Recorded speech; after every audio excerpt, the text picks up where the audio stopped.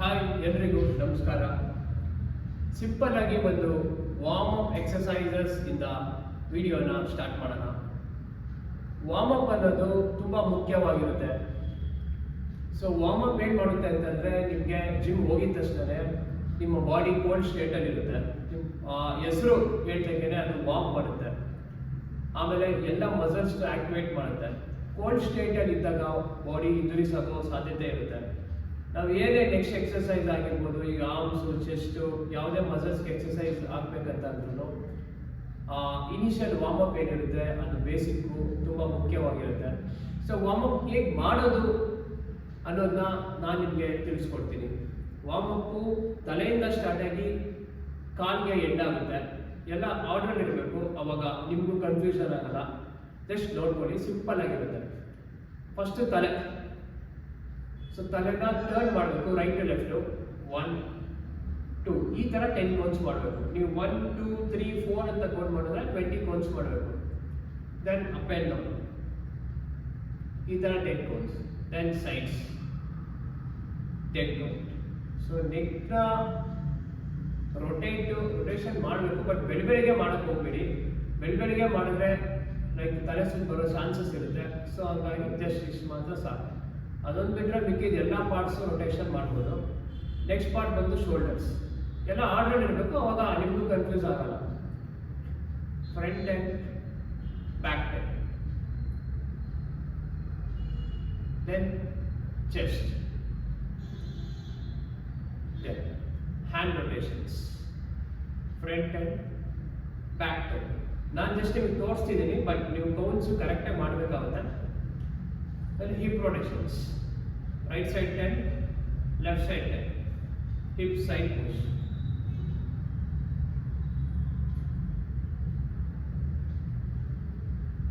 Then forearms,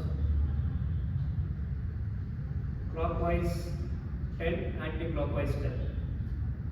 ಮೊಬಿಲಿಟಿಗೋಸ್ಕರ ಫೋರ್ಆರ್ಮ್ಸ್ನ stretch ಮಾಡಿ slow ಆಗಿ ಈ ಥರದ್ದು ಮಾಡ್ಬೋದು.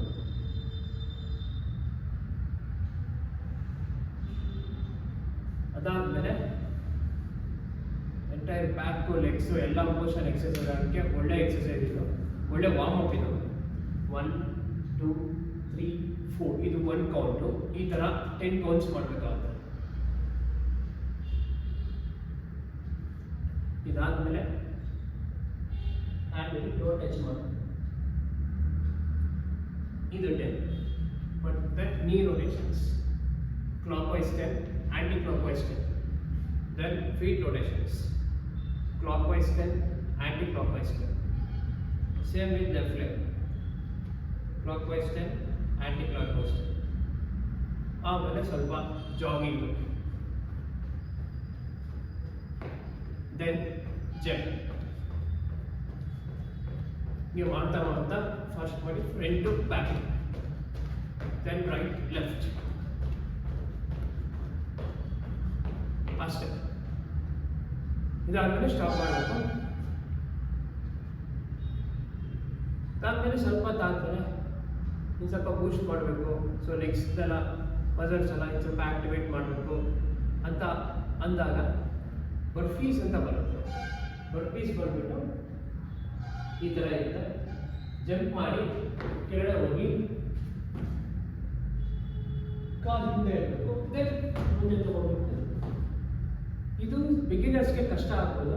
ಸೊ ಹಾಗಾಗಿ ಬಿಗಿನರ್ಸ್ ಜಂಪ್ ಮಾಡಿ single leg, right leg, left leg,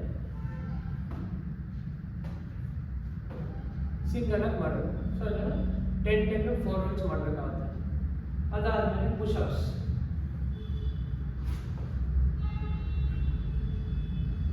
ಇದು ಬಿಗಿನರ್ಸ್ಗೆ ಆಗಲ್ಲ. ಸೊ ಹಾಗಾಗಿ ನೀ ಸಪೋರ್ಟ್, ಯಾರಿಗೆ ಆಗಲ್ವೋ ಅವರು ನೀ ಸಪೋರ್ಟ್ ತಗೊಂಡು ಹೀಗೆ ಪ್ರಾಕ್ಟೀಸ್ ಮಾಡಬೇಕು.